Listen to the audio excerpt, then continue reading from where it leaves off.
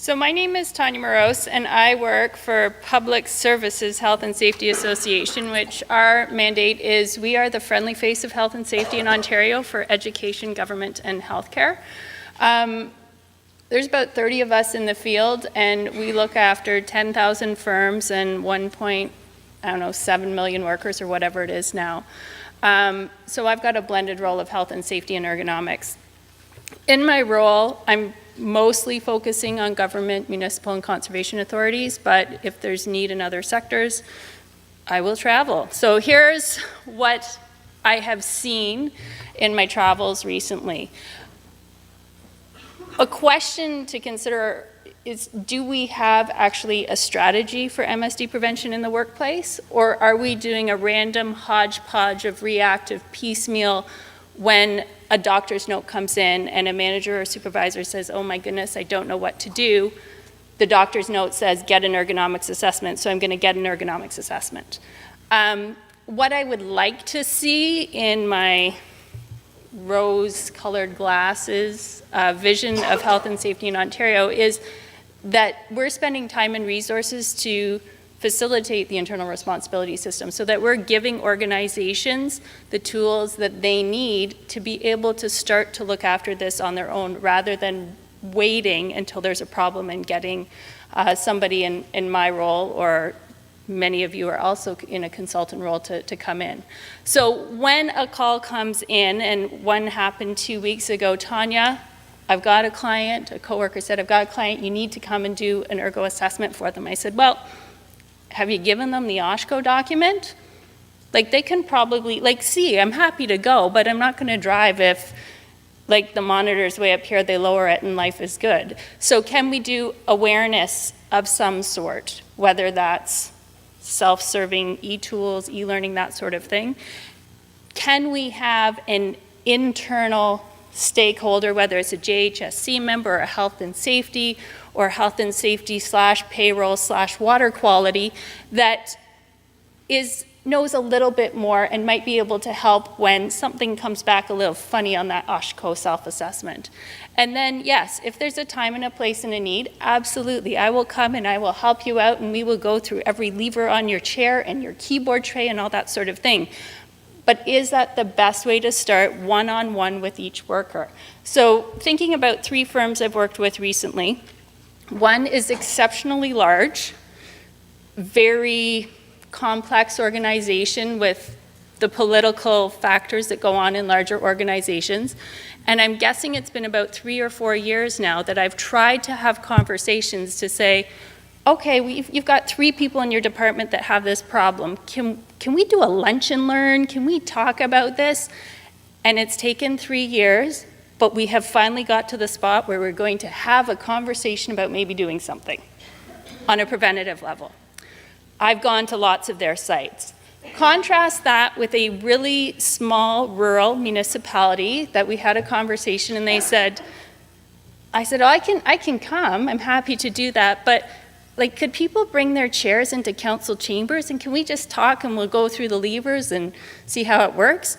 So every office person, clerk, finance, and even the public works people, so the people that drive your snow plows and fix your potholes, they came in too, and we did an awareness piece. So everybody had a base level of knowledge, and then the people that had more complex cases, I went and did the one-on-one. And then there was another firm that got a brand new town hall, so they decided Tanya's gonna come and assess everybody. And I tried really, really hard to not go and assess everybody, but I was not persuasive enough. They wanted me to do one-on-one with everybody, so I started. Some of them needed help, but then there were other people who said, I don't even know why you're here, because I actually only work in the office maybe 2 hours a day. The rest of the time I'm in my truck. You need to come and see my truck, because that's my business. That's my workstation. So thinking about, can we have this tiered approach? Can we have a strategy rather than, oh my gosh, I got a doctor's note, what do I do now?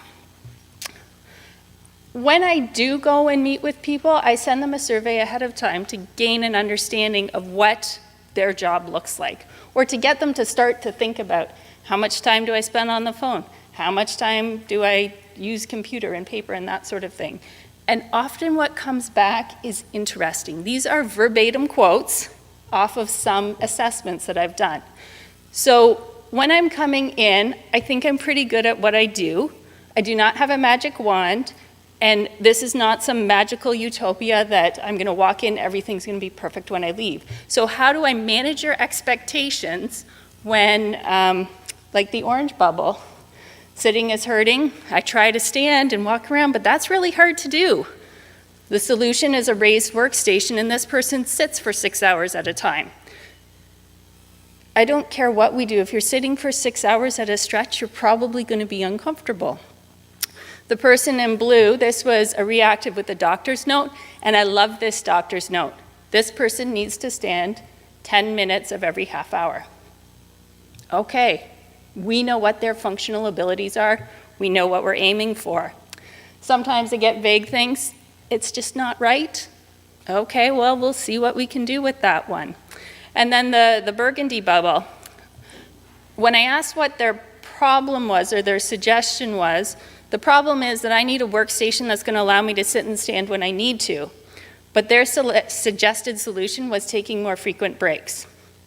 So if I give you a new workstation, is that going to help? Because you've already told me the problem is you need more frequent breaks. You need to get movement into your workday. And is giving you a new chair, a new desk, a clip-on, a whole height adjustable going to fix that problem? Are you actually going to use it?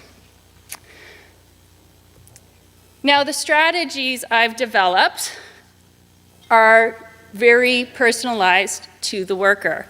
So when I was an injured worker, I knew that at one point in my recovery, I could sit for 15 minutes and then I got pain. And if that pain came, I would be lying on the floor. So when I have a conversation with people, it's what's your tolerance? When does the pain start? If it's 20 minutes, set the timer for 17 minutes and then move. It's also task-based, as Michelle mentioned this morning. For some people, I'm just going to snooze any Outlook alarm. I'll do the timer once, but then it's going to get annoying and forget it. Not doing that ever again. So it's task-based. So how can we chunk your day so that you do data entry on 2 files and then you file it, or you print it, or you do whatever needs to do with that, instead of time-based. Sometimes I'll tell people, let's just make you more aware. Can we put a sticky note on your monitor that says move or walk or steps or whatever word resonates with you? And when all else fails, you drink more water, you are not going to press snooze on that button to get up and move. You're going to go. So that's one other way to get movement into the workday. Another strategy I use is I'll mock up stuff as much as possible. I recall one person wanted a standing workstation, and I was a little leery about that. So we got an empty paper box, reams of paper, and put the keyboard up. We then went into the kitchen, took dishes out of a cardboard box that was about mouse pad size and the same height as my paper keyboard riser, did that, and then we're able to use paper to raise the monitor up so that this person could see what it would be like to work at a standing workstation before we went and invested. Another person, we tried that. She stood for maybe 30 seconds and said, no, I don't like it. Because I am standing up and everybody else is sitting down. Not going to do it. No way, no how. Doesn't matter how much pain I'm in, not doing it. Now, challenges that we run into is I'm an external consultant. I will come back and visit you. I will answer your phone calls and your emails, but I'm not in your organization. I don't know if you use Staples or Grand & Toy. I don't know who's on your vendor of record. I don't know who's responsible for doing all this stuff after I give you a piece of paper that says, here's our wish list. So if we had a program in place, this would all be spelled out. It would be beautiful. But I walk away and there's this conversation that needs to happen between the worker, the supervisor, maybe a manager 2 levels up, somebody in procurement or somebody in facilities. So who does all this stuff? And every organization is different. My really small organizations, it's easy. That person orders from Staples, that's what you do. Bigger ones, procurement is a mystery to me. And selecting between options. So I had a staff sergeant call me and say, so what do we need for this constable? Well, you can get the new desk or you can get the clip-on attachment thing. Well, which one do I get? Well, here's the pros and cons of both. How long is this person going to need this accommodation? I don't know, I'm not a doctor. This is where this person's at right now. So those kinds of conversations that come up because the person that's responsible for the safety of that worker is maybe a finance person. Maybe they're a building inspector. They're not an ergonomist and they're probably not a health and safety professional. So how do we help them out? And then more on the implementation piece. When I give a recommendation, provide a chair that has a seat pan of blah, a seat height of this, armrest or no armrest, a backrest angle that moves, and you're not tilting the seat at the same time, what do we do with that? I try to put it as lay language as possible, but I cannot keep up with the 17,000 bazillion different kinds of chairs and desks and footrests and all the sorts of things out there. So when that manager receives a report about this worker in our wish list, how do we translate my ergo speak to product specifications? Do we have a relationship with the vendor, or is somebody randomly flipping through the Staples catalog hoping to find the right thing? Warranty might be a consideration. It might not even enter into the decision-making process. And the trial period. I am so passionate about the trial period, but let's be honest, what happens, somebody went in on an extended lunch break or showed up to the office late after going by the office supply store, sat in something for 5 minutes, maybe, and picked the black manager's chair that has zero adjustments at all. So is this device actually going to work? Is it going to achieve our ends, or is it going to create possibly a new problem? And then setting up new equipment. Whose responsibility is that? My experience was when my sit stand arrived, a box arrived. I had to open up the box and put it together, and luckily I'm a smart cookie, I know about this stuff, so I didn't really read the owner's manual, but I knew what I was aiming for anyways. Is this a facilities job? Is this a worker's job? Is there a collective agreement that maybe you can't do that, or this group has to do it because of bargaining unit work? And training, we heard this morning. I can give you something, but if I give you a device and don't tell you how to use it or what we're aiming for, then we're not going to see the positive impacts that we hope for in the workplace. So it's amazing to me when I say to somebody, now give me your right hand, now feel this lever that's a square, that goes up and down, okay?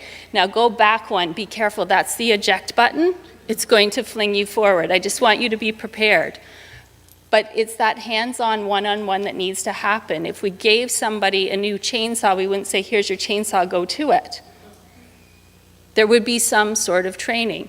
So why is it when we give them a new chair, a new desk, here you go, go to it. You'll figure it out. It's just an office. And then the other thing to consider is, how's this follow-up piece gonna work? How do we know that we've achieved what we wanted? How do we know that they're doing what they said they would do, that it's the right height, those kinds of things? Whose responsibility is that anyways? And again, if we had a program in place as opposed to reactive, random, piecemeal, then we might have those expectations clearly stated. All right, you're up.